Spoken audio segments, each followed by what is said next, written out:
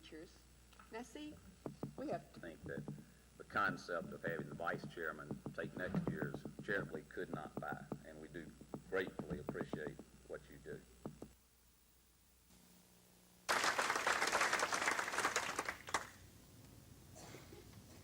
There's no ledge to hold my papers. We have worked hard since January recruiting, organizing, and training over 550 volunteers working in this campaign. The goal this year is $930,000, which will be a 13.4% increase over last year. Forrest, would you stand? Forrest Suber, General Telephone Company.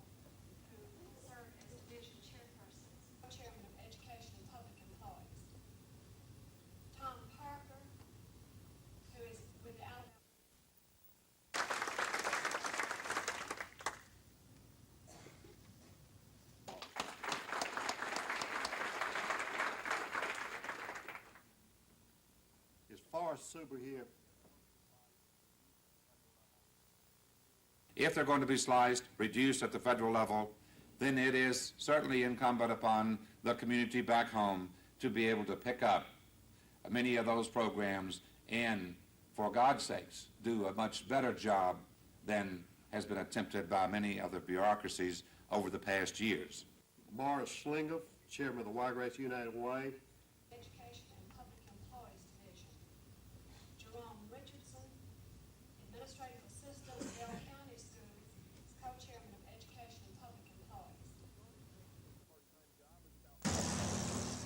Starting pay for this part-time job is about $1,500 a year.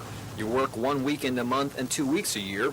The Guard may not be for everyone, but a lot of people have been joining lately because of the Bama 100.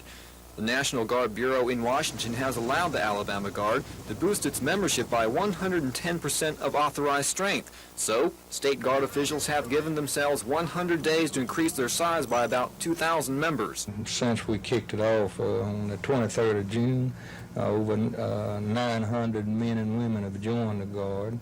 And in just the last 2 weeks, we've had 230 men and women to join the Guard. In addition to regular recruiters, all full-time Guard personnel are participating in the recruitment drive to sign up people like Raymond Donde, who wants to be in the Special Forces. Well, right now we've got 2 part-time jobs, and both of them are really not going nowhere right now. There's no big future for them. I figured this would be a good way to start on something as far as a medical career or something like that. Guard officials say the Alabama Guard has a strong tradition. Perhaps that's why the state's Guard is as strong in numbers as Texas or California's, despite the fact that Alabama has a much smaller state population. Craig Meadows, WSFA TV News. San Francisco, New York, all over the country, that yes, in fact, we are seeing this position, so that yes, we are seeing phase of life, and this was just not something that he had ever seen before.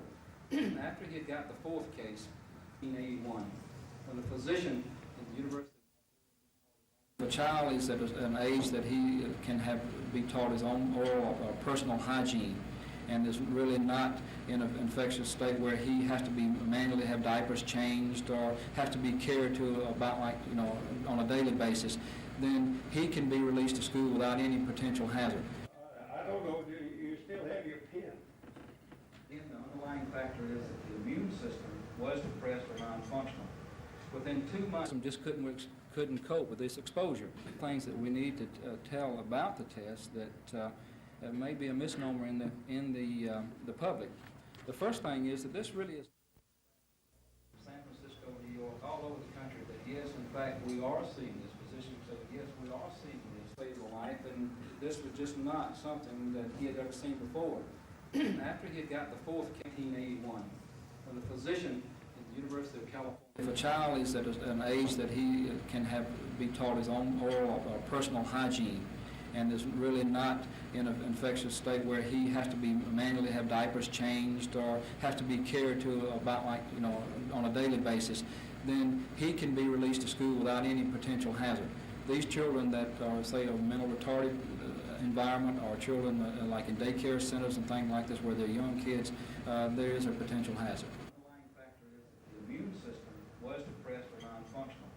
Within tests that there may be a misnomer in the public.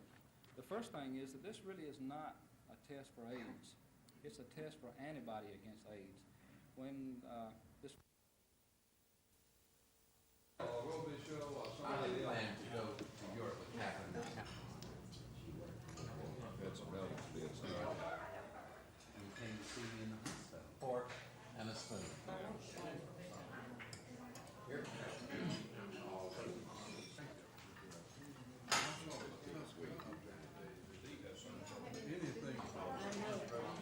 Anybody who's exactly this most of the People with diabetes indeed have more vascular problems or blockage in the arteries that feed the heart, and these blockages are what are stopping up the pipe, cholesterol deposits, hardening of the arteries to keep the heart from not getting enough blood to it. And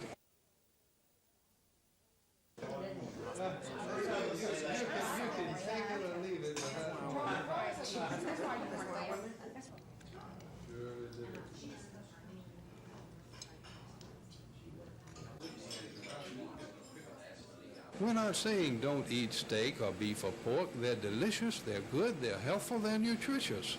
But we're saying please try to limit the total intake in the diet to 30% of the calories being fat, and the rest of it non-animal fat items. These have always been my dearest friends.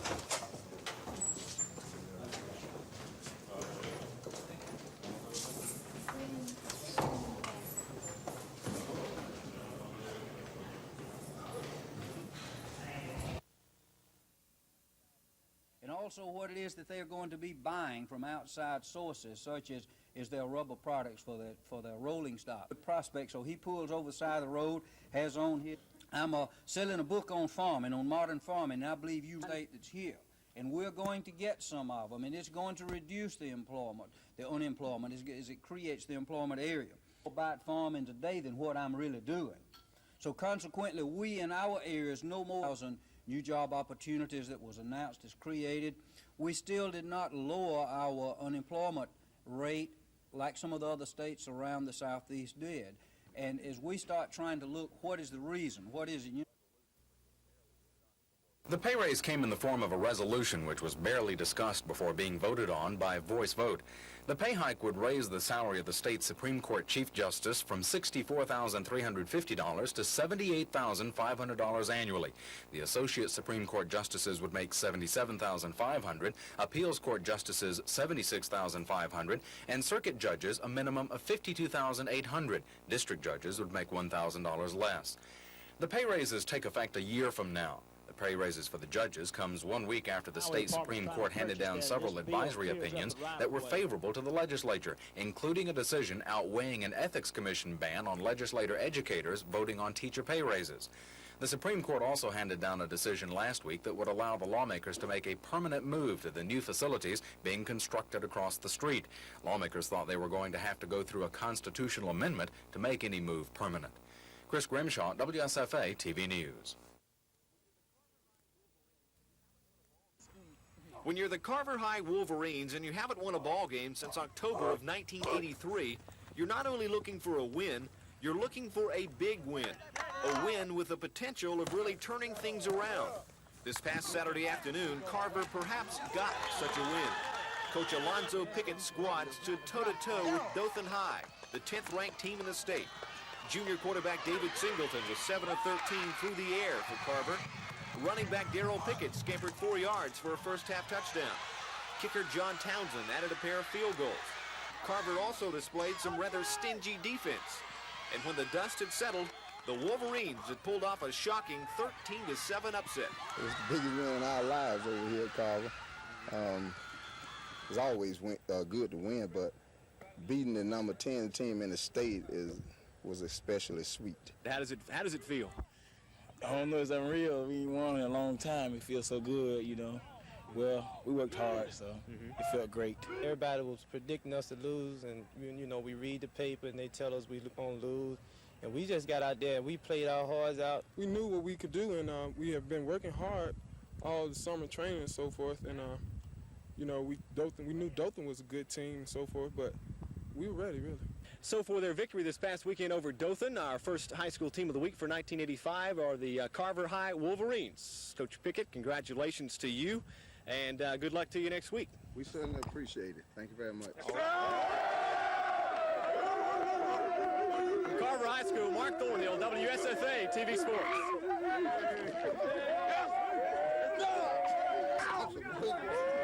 Thank you. Appreciate your help on that.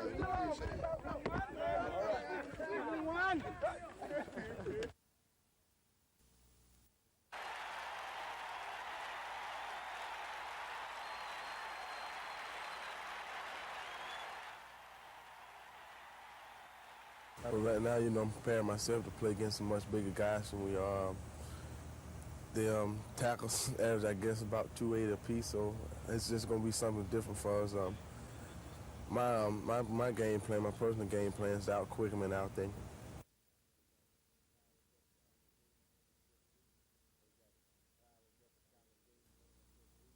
We got an entirely different kind of game coming up this week. All of you that over the years that have seen Southern Mississippi, you know that they're not afraid to play anybody, anywhere, anytime. They've got an experienced quarterback that, from all indications in the spring and this fall and last week, is better than he's ever been. He is very, very dangerous on the option, sprinting out, throwing and keeping the football. Rushed for over 100 yards last week against Louisiana Tech. Defensively, they just dominated the football game last week and gave Louisiana Tech 12 yards rushing.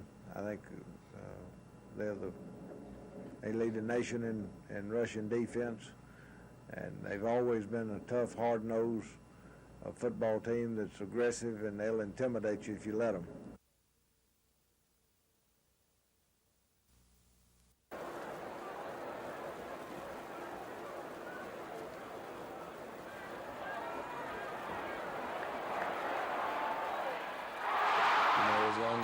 As we're scoring when I'm in there, you know, that's, you know, I feel, you know, I feel good about it. That's what I want to do, is move the offense down the field. You think consistency may be the real key at quarterback, since you got a guy like Bo Jackson at tailback? I think it's going to be a big part. We're going to have to get the ball to Bo and make the right decisions to get the ball to him. And you know, running the triple option is going to be something I think that they'll be keying on Bo this year. And you know, they can't key on the triple option because, you know, got to depend 3 different people, and that's something that we have to take care of.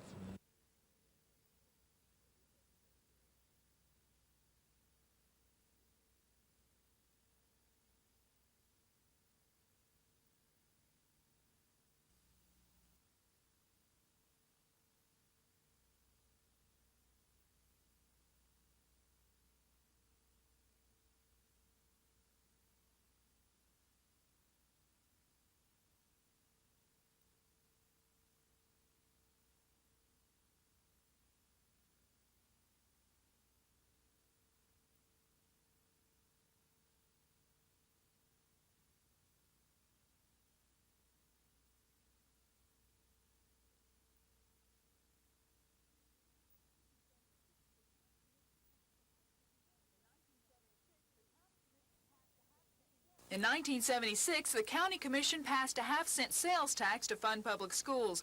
That tax has been a boon for the school system. Last year alone, it brought in $5.4 million. And with the city continuing to grow, the school board was hoping for even more revenue in the coming year. But some commissioners believe enough is enough and say that additional money is needed elsewhere in the county to operate the jail and improve roads. However, the school superintendent disagrees and says capping funding is equal to threatening accreditation for public schools. Immediately, this can affect the accreditation of schools, because if you take $400,000 and us required to have a balanced budget, we've got to cut personnel, which basically that money is used for. Adair says as many as 25 teachers would have to be laid off. Local school board member Nellie Wheel told the junior leaguers that legally, a local board can only initiate a resolution to increase property taxes, and that the tax must be then approved by the county commission, the legislature, and the voters. She would like for local boards to be able to levy their own taxes. I'm ready for us to do that, and I think you as the public, knowing the condition of the schools, would be willing to let us do that and probably would be ready to pay the bill, whatever it amounted to. So the commission meets Monday to adopt its 1986 budget. Lisa Walsh, WSFA TV News.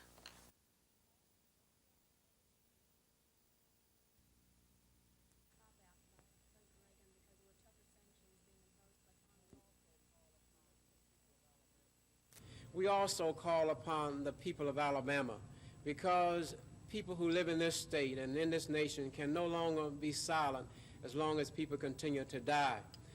We must call upon the governor of this state and the Alabama legislature to send a strong voice and to join other states and other national leaders who are speaking out against apartheid.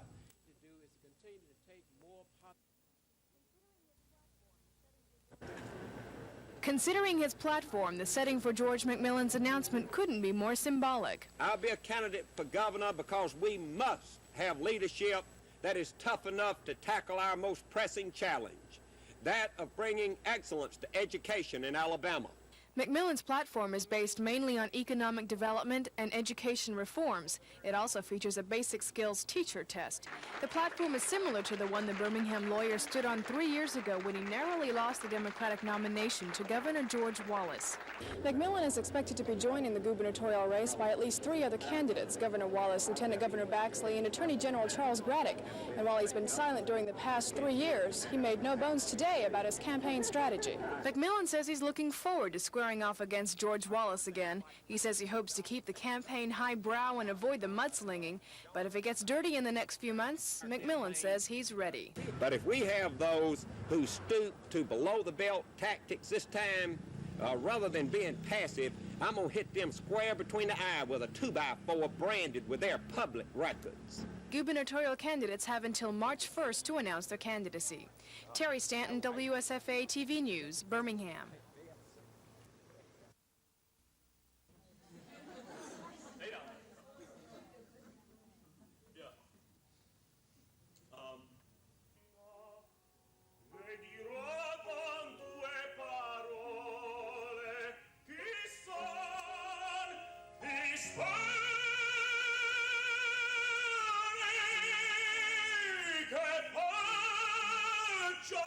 I get them applauding for me and enjoying it, and as long as they enjoy it, as long as the audience enjoys something, it makes me feel good.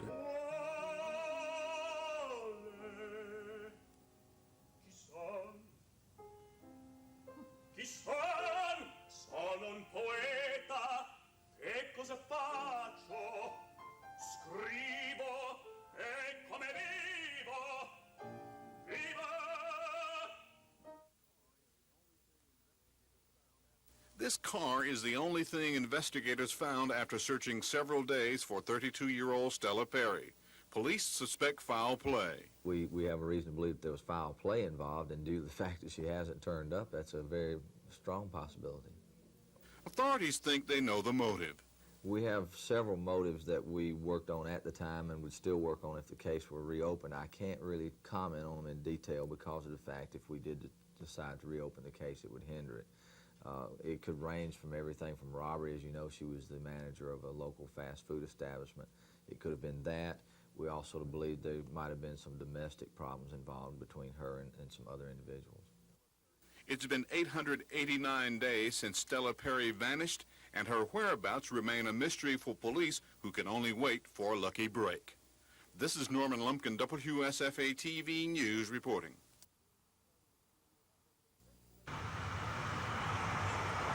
Since the late 1920s, students have started the school year at Lanier High School without air conditioning, and this year is no different as late summer temperatures soar into the 90s.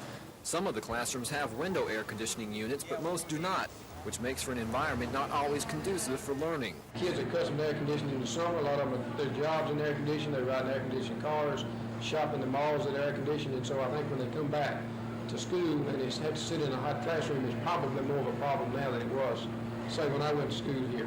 The school is seeking donations from alumni, PTA, and others to pay for the wiring needed to hook up more window units. Cut says the school board has committed $50,000 for this project. To round out the total amount needed, the school will need to raise an additional $31,000. If alumni and friends out there be real generous and send us some contributions, we might could get it done this year, but I would say it might take 2 years to raise that kind of money. Once the money is raised for the wiring, the next step is to find the money for the air conditioners. Meanwhile, the only things keeping cool in this classroom today were the fish in this tank. Craig Meadows, WSFA TV News.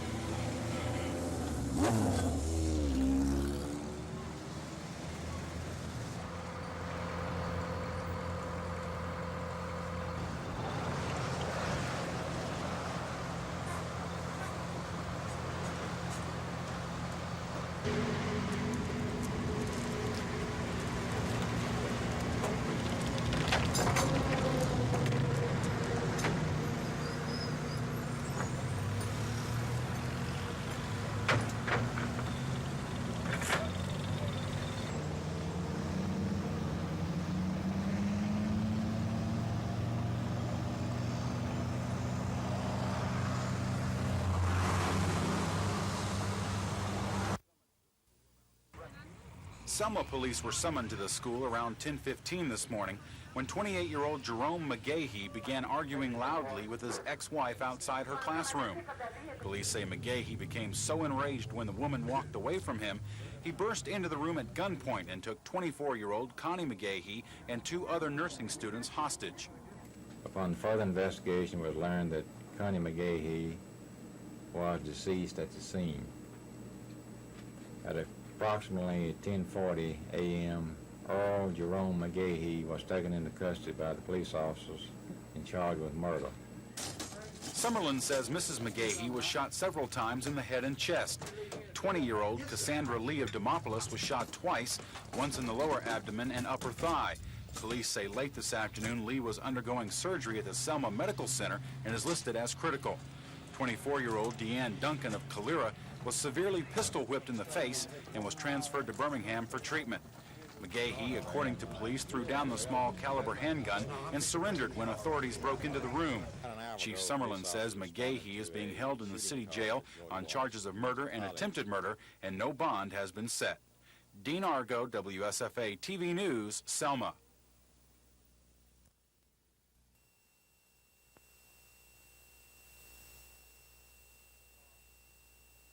Advise you to come out here and get this car, take it to headquarters.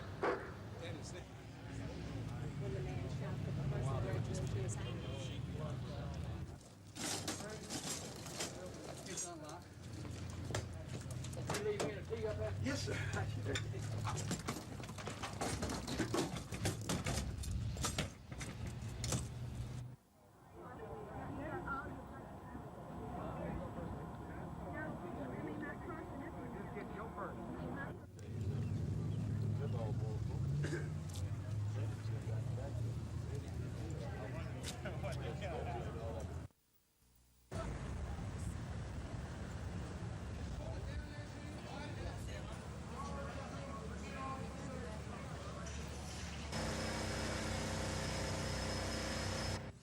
I see. Watch Dean Argo.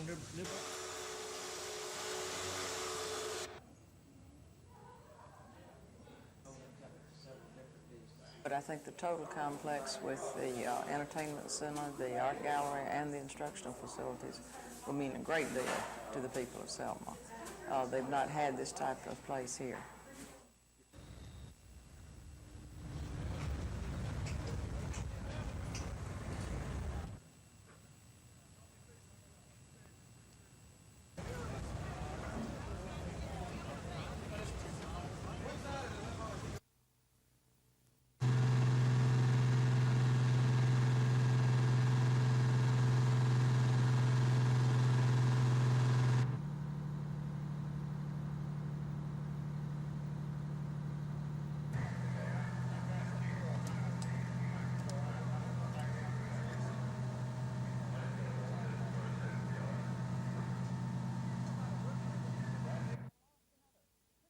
Won one fight and lost another. Chris Grimshaw is at the Capitol and has this explanation. Chris?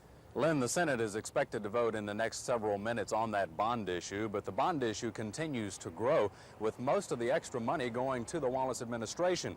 What started out as a $275 million bond issue has now grown to $310 million, and most of the extra money was added to a discretionary fund which Wallace essentially controls. That now gives him a total of $68 million to dole out at his discretion through the Public School and College Authority. Earlier, Wallace had said he had no strong feelings about the discretionary fund, but it has continued to grow, and in part by his request. The explanation given by Wallace floor leaders on the floor about adding the extra money today was to keep the 60%, 40% split between primary education and colleges on par. The floor leader said without the $10 million, higher education stood to come out ahead of its 40% share. But the administration lost on another effort. Wallace was concerned that the state's predominantly black universities would ask the federal courts who were handling the desegregation suit at the universities to tell the state how much of the $310 million would have to be spent on the black colleges. The Wallace administration tried to put an amendment on the bill saying that none of the bond issue would be sold if the courts interfered. But after winning a preliminary vote on the amendment, the administration surprisingly backed off. That was when they were faced with a possible filibuster from the Senate's black members. Lynn, that bond issue now goes back to the House, where the House will have to decide if it will agree to those changes. One of the issues that the Wallace-influenced House will have to consider is the size of the bond issue. Earlier, the administration had said $310 million was the maximum amount the state could afford. The House will now have to decide if $310 million exceeds the threshold of affordability. Lynn? Thank you, Chris, for that live report. Final preparations were being made today, and The Senate spent most of the afternoon dealing with the bond issue, fending off nearly a dozen attempted changes. One of the few amendments added pumped another $10 million into a discretionary fund the governor essentially controls. That gives him $68 million to hand out. The rest of the $310 million bond issue is divided between primary schools and higher education. Wallace floor leaders say the extra $10 million will go to the discretionary fund for primary education to make sure the 60%, 40% split in favor of kindergarten through 12th grade is met. The administration floor leaders were easily controlling the measure, including an attempt on their part to lessen the possibility federal courts might later tell the state how much of the bond issue would have to be spent on predominantly black colleges and universities. They're currently waging a desegregation suit against the state. The administration abruptly gave up, though, in its effort to automatically stop the bond issue if the federal courts intervene. Earlier, the administration had said the state couldn't afford a bond issue of more than $300 million. But now, administration sources say the state can probably handle $310 million. Chris Grimshaw, WSFA TV News.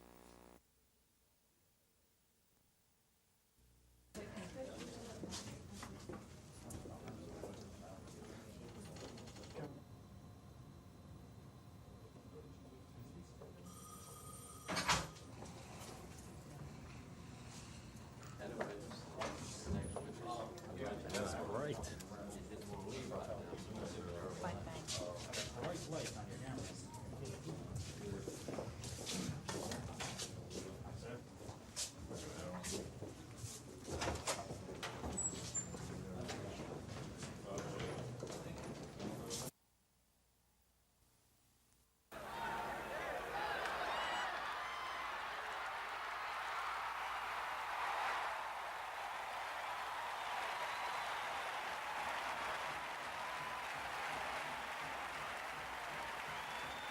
What happened in practice? I was going out for a pass route and tried to make a comeback route and felt a little snap. Other than that, it's been fine since. When you felt that snap, what went through your mind? Same thing all over again. That's the first thing that hit my mind. I sort of hopped on off the field, and After a while, the pain eased up, and it was all right. The times that Kerry was out of the game last week, certainly we still moved the football offensively. We feel like Chester Braggs is a very capable young man, a very capable player, very solid winning player. And we're quite high on a couple of our freshmen that have not gotten into games yet, Bobby Humphrey and Murray Hill.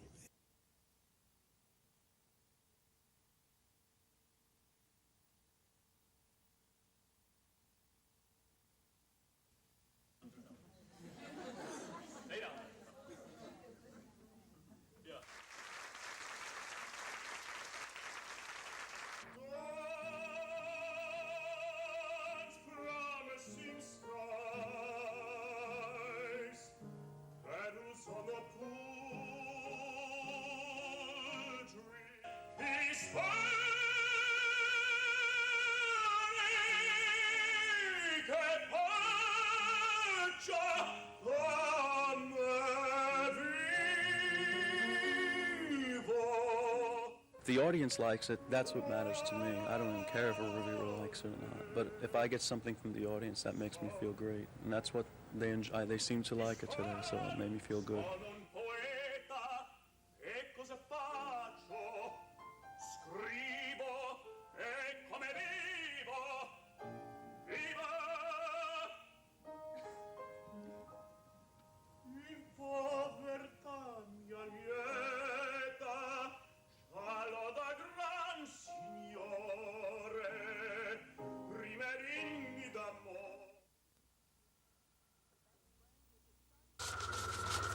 Bank's branches have started using drive-up teller envelopes with the pictures of missing children on them, along with a toll-free number to call should a child be recognized. Have you seen our new envelopes? We're putting missing children on there. So if you happen to see those children, you can call us and let us know. Call the toll-free number.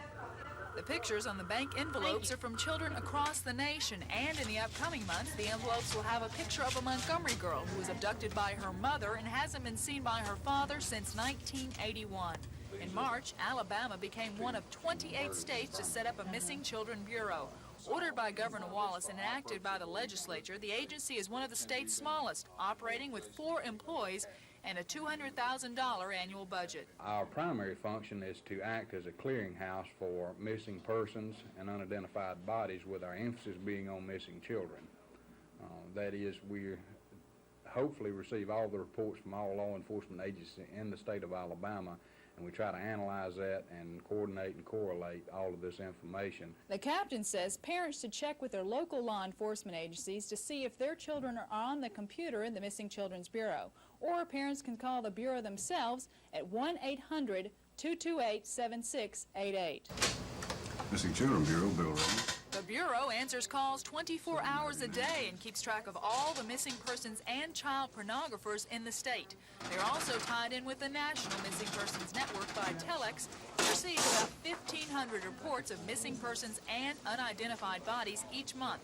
In its 6-month existence, the Bureau already has some success stories. We've assisted Pensions and Security in finding a non-custodial kidnapping child. In fact, in Utah, we found 2 children in Texas. Lisa Walsh, WSFA TV News. Therefore, they will enter her, Mary Doe, as in danger. Okay.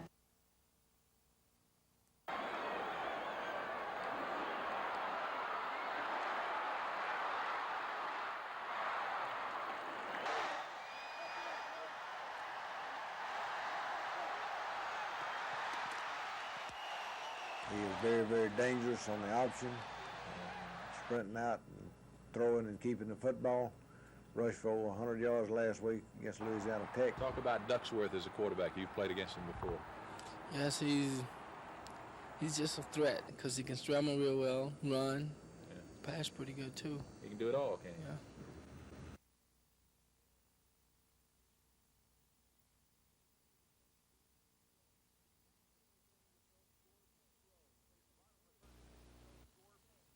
In the bottom of the first inning with no score, Pete Rose facing Eric Shaw. Pete Rose lines a drive into left center field for a base hit. It's 4,192 career base hits for Pete Rose. He would later say that one of the loneliest moments of his life was standing at first base while the entire Riverfront Stadium would give him a total standing ovation. Passing Ty Cobb, Pete Rose, recipient of a new car. And then in the game, Pete Rose would come up with another base hit, this one down the left field line for career hit number 4,193. When the ball bounced away from the left field corner, Rose would hustle into third. This in the bottom of the 7th inning, a triple for Rose with the Reds already leading 1-0. Just 2 batters later, Nick Osaski with a fly ball, the straightaway center field. Rose would tag at third. He would come on in to score. That would give the Reds a 2-0 lead. Pete Rose not only getting the hits to pass Ty Cobb, but also scoring both runs. And then, as if to put a little icing on the cake, a great night for Rose. Steve Garvey up, 2 out in the top of the 9th inning. The Reds lead 2-0. Pete Rose, a diving stop to Rob Garvey. He flips to first. The Reds shut out the Padres 2-0. A historic night in Riverfront Stadium for Pete Rose and the Cincinnati Reds. I'm George Michael for NBC News.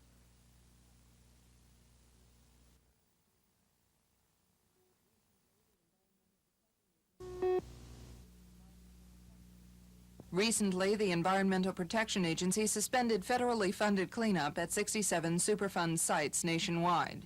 EPA has now named 1 new candidate site for Superfund cleanup in Alabama. We want to try and keep the pipeline of sites that may be the target for Superfund cleanup flowing, and that pipeline is kept going by continuing to announce sites. Money for Superfund begins to run out at the end of this month. If Congress does not act quickly to provide new revenue, even the money-saving cutbacks will not be enough to continue cleanup at established sites, let alone at these newly proposed sites. There'll be some point, which I'm not sure when that'll be, when we will absolutely be out of fund money and we would have to stop all activities. Kovalik speculates that if no new bill is passed and federal money dries up, a greater burden for cleanup may fall substantially on the state. Susan Smith, Washington.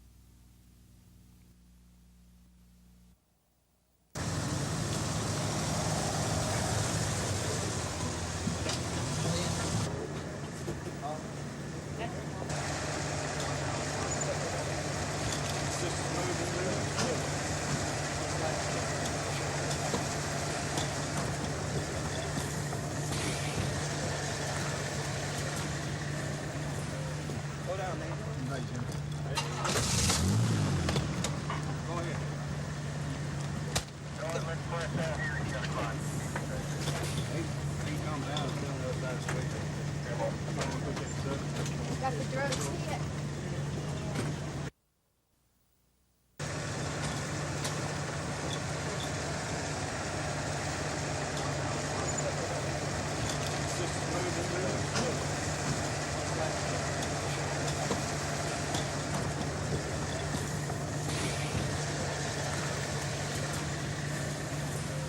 Go down, man. Right, Jim. Go ahead.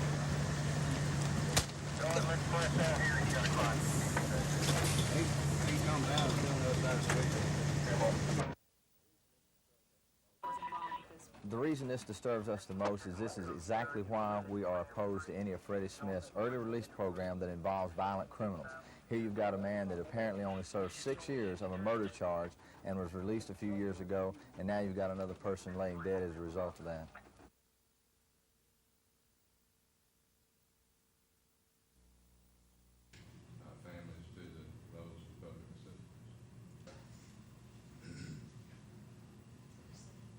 And a second to you, so we're ready to entertain your, be approved as were circulated to you.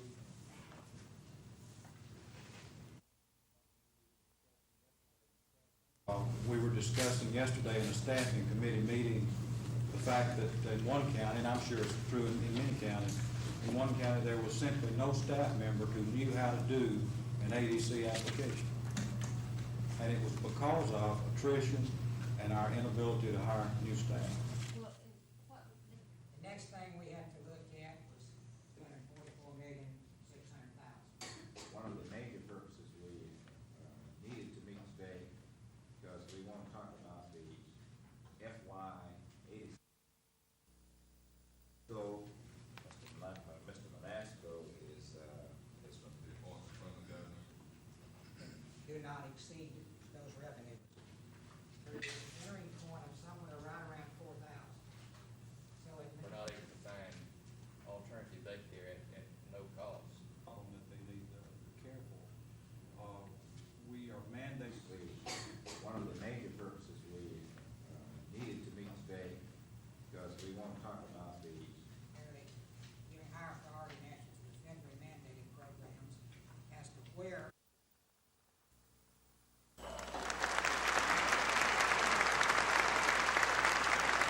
It's not too often that I reflect back on my career with the Miami Dolphins, but indeed, during this time of the year, football season coming on,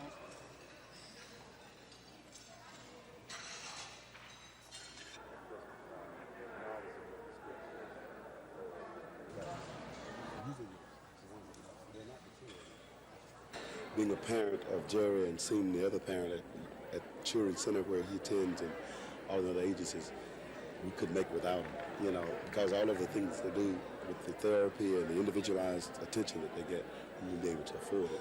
It's a great, great program.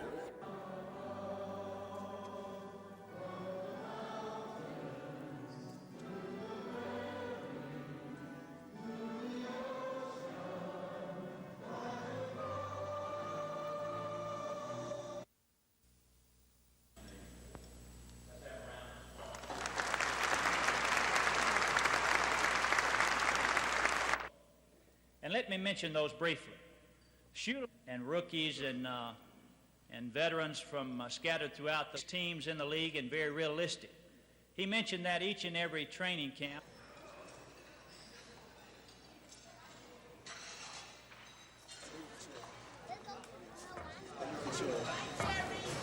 Tell them bye. Thank you. Okay, thank you all.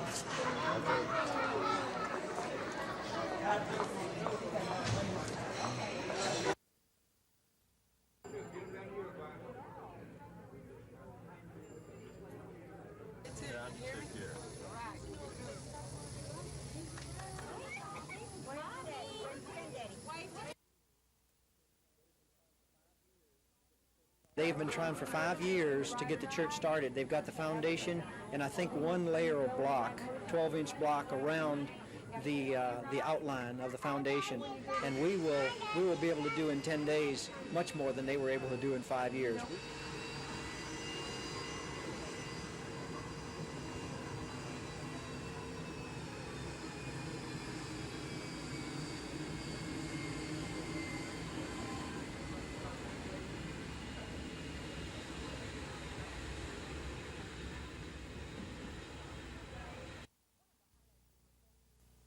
One of the highlights of the Reform Commission's report is Alabama's top 10 national ranking for programs adopted to improve classroom education. Among the programs mentioned is implementation of the Career Ladder Teacher Pay Plan, a plan that financially rewards instructors based on peer evaluation. Former Secretary Bell, when he issued that report, developed certain standards for states to achieve, and we're very proud that Alabama, according to this report, was 9th in the nation in those standards that they felt should be met. In addition to the statewide evaluation system, board member Nolan Williams introduced a resolution directing school superintendent Dr. Wayne Teague to investigate the feasibility of setting up a program to assess basic skills for all education personnel. But the resolution, sharply criticized by other board members and educators, was rejected by a voice vote. Huntsville board member Dr. Evelyn Pratt said the program would be a duplication of other evaluation programs already in place. But one teacher-related matter the board did agree on was to urge the House of Representatives to pass the badly needed supplemental appropriations bill so that local school systems can pay 5% and 15% salary increases to teaching personnel. Kim Davis, WSFA TV News at the State Board of Education.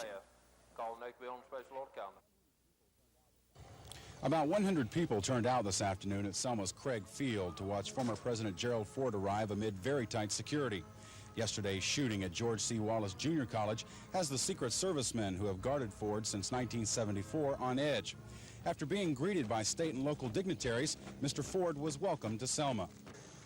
This is a proud day for Selma, Alabama, to have the 38th President of the United States of America, the very popular and beloved Gerald R. Ford to visit our historic city. And President Ford, we hope you enjoy. We've got many events planned for you, and I believe you're going to enjoy it. And I know the people of Selma are dignified and honored by you coming to our city, and we're proud to have you here. And I hope this key is a gesture of our friendship, and you'll remember this with always, Mr. President. Well, thank you very, very much, Mayor Smitherman. I'm honored and privileged to come to your community, and I am deeply grateful for the very warm hospitality expressed by everybody. Tonight, Ford will be the guest of honor at a $1,000 a plate black tie dinner benefiting the newly renovated Performing Arts Center. Many of the state's accomplished jazz, country, and gospel singers will entertain him. The dinner will culminate tonight with the official dedication of the Larry Striplin Jr. Performing Arts Center. And we'll have more on the president's visit tonight at 10 o'clock. Dean Argo, WSFA TV News, Selma.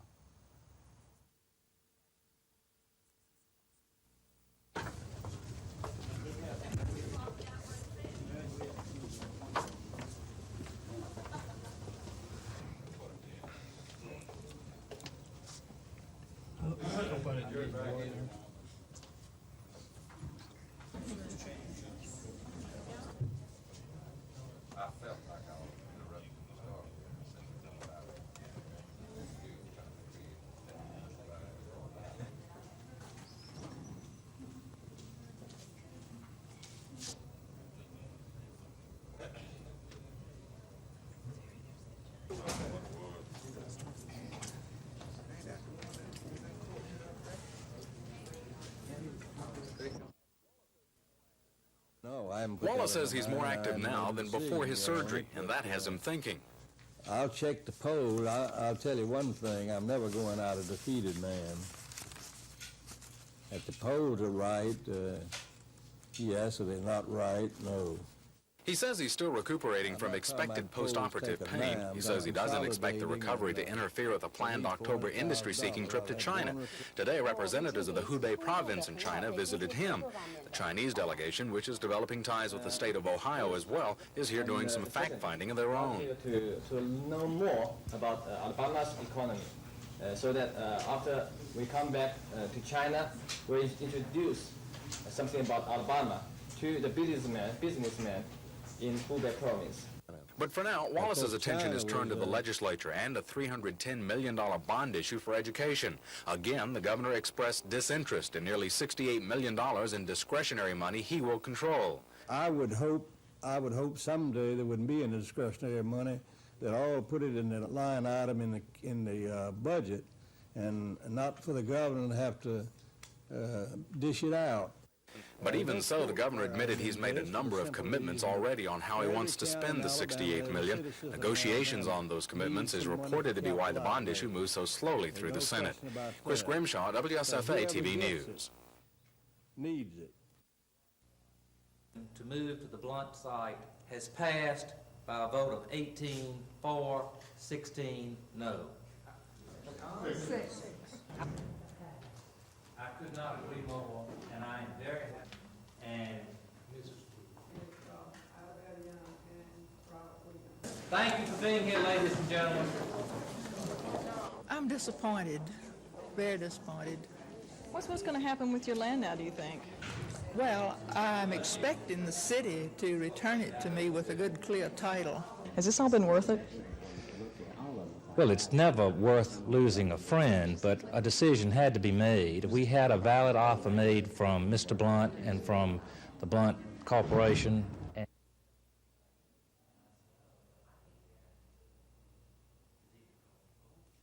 statement, what facts have preceded this. He wrote a letter to Philip and was delivered to him that day. The fact packet that Bobby made up was delivered to Philip on the morning of September the 6th. It's my understanding that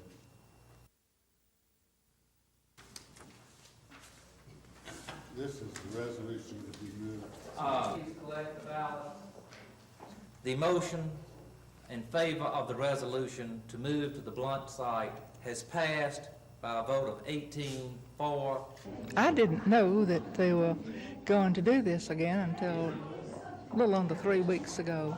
when Jim Wilson and Fred Wilkerson came to my house and told me the news, and absolutely stunned me. So here we are, and now they've done it.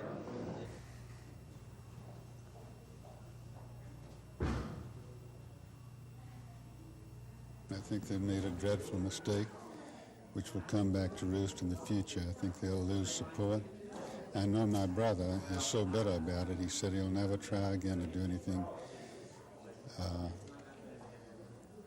He's just crestfallen.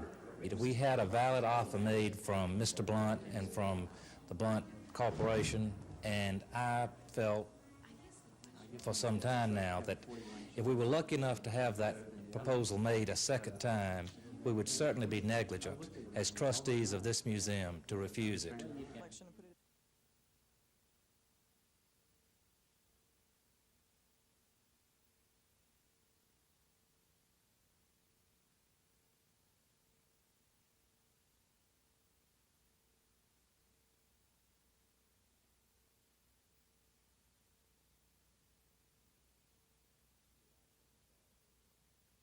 Located there and be active and involved in it. What was Mr. Blunt's reasoning for not? Well, Auburn's probably the #1 team in the nation.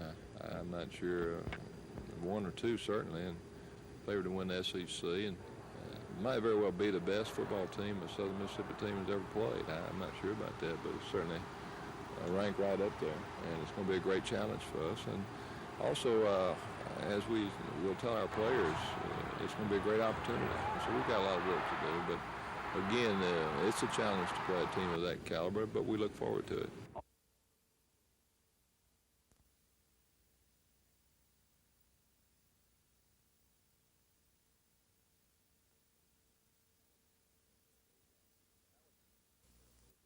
How would you compare Bo Jackson to some of the top backs you've ever seen? Well, I certainly think he's one of the top backs, might be the best back, and I believe he's the best running back in the country today. It's hard to say over a period of years who the best running back has been, but he's a great athlete, and he's a fine competitor, and certainly it's a challenge to play against Bo Jackson. I think we've done pretty well against him in past years. In the last 3 years we've played against him. Hopefully we can do that again.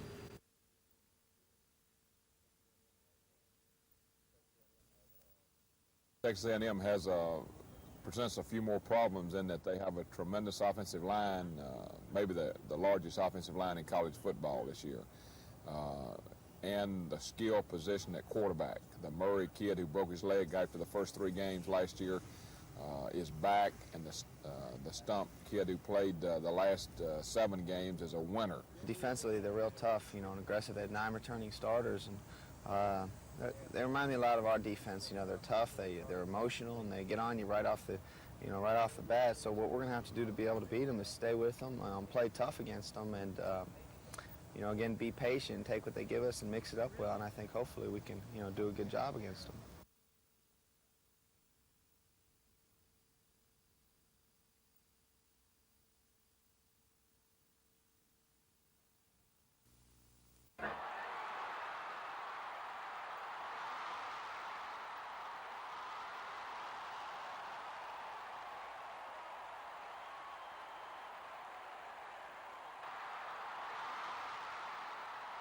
Tough act for you to follow, though, following that Georgia game. True enough. I feel they learned me a little more. They see a little bit what I can do, so I feel they're going to try to prevent me from getting any kind of big plays. But if they put a breakdown on me, I think Great Richardson will be wide open.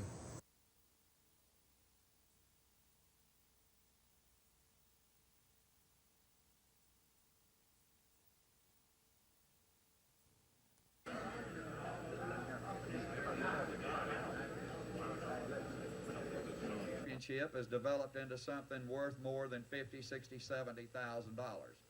And I'd like for you to meet now Darrell Brown from Birmingham, Alabama.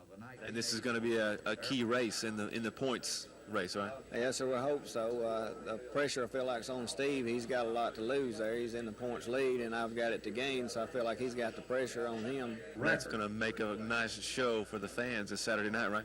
Oh, yeah. Not only between the ones of us that's out there for the points, there's A lot of competitive, fast cars going to be out there, so it's going to be a good race all the way through.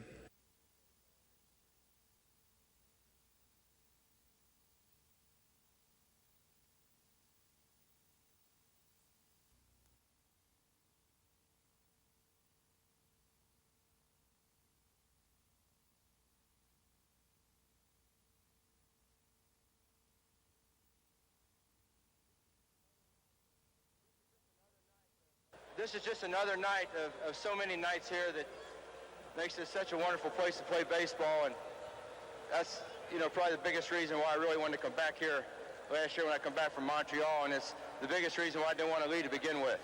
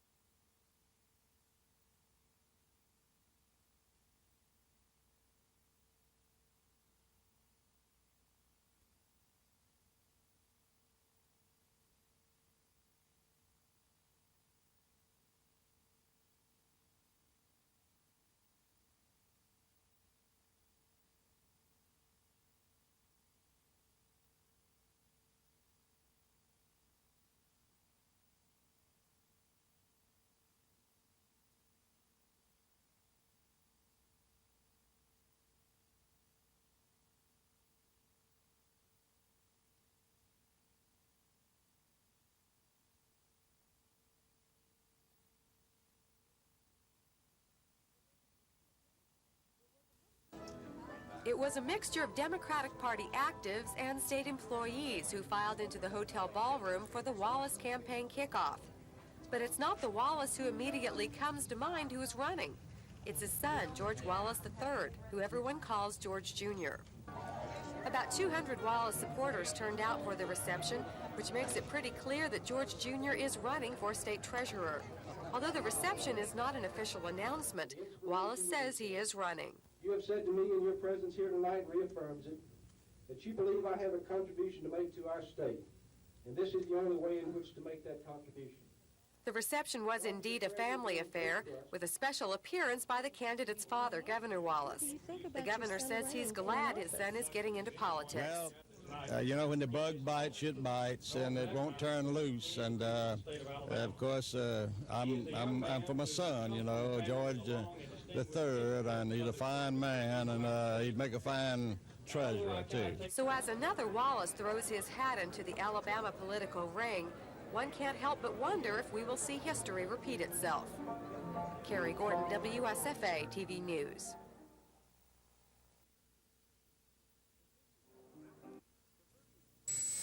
The 38th President of the United States came to Selma today at the invitation of his longtime friend and Selma businessman, Larry Strickland, Jr. Strickland bought the Performing Arts Center, renovated it, donated it to the city of Selma, and invited Ford to its dedication. Ford began his visit to the town by remembering the state's only vice president, William Rufus King, who served in 1853, and its first black U.S. congressman, Benjamin Sterling Turner, who was elected to the House in 1840. His remarks to Selmans outside the Arts Center were cheerful and full of praise for Selma's hospitality and its people. But during a brief news conference, the former president spoke out and gave advice as to how to handle some key problems facing the U.S. Which require an American firm that invests in South Africa to guarantee an improvement in health, education, jobs, pay, etc. We have to have our military and other forces totally prepared to meet a variety of potential terrorist activities, and hope that when the time comes, if it does come, that we have prepared ourselves properly to act effectively. Then it was down to business. The guest of honor helped raise $500,000 for the city's Performing Arts Center by attending a $1,000 a plate performance and reception. We're raising $250,000. That's the bottom line with all these dignitaries. It'll be put in a trust fund. Only the interest will be used for scholarships for less fortunate kids, white and black. People have got have a lot of great pride in what all of Selma has accomplished in this Performing Arts Center. When you think about $250,000 contributed for a perpetual endowment fund to be named the Gerald R. Ford Endowment for the Arts, that's a tremendous statement. Dean Argo, WSFA TV News, Selma.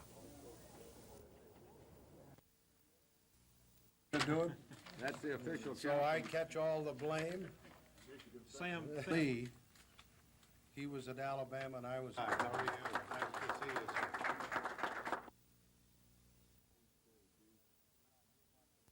Well, I'd just like to say that I wish my teammates were here and Pat was here because they deserve it. It took a lot of hard work and great coaching under Coach Jordan, and I just feel it a great honor to be selected to the Alabama Sports Hall of Fame. I wish Coach Jordan could be here. He was a great man, a great coach, and a great human being, most of all. I learned a lot about life under him. And it's a great honor also meeting President Ford and all of you other nice people. And I'd just like to say thank you from the bottom of my heart.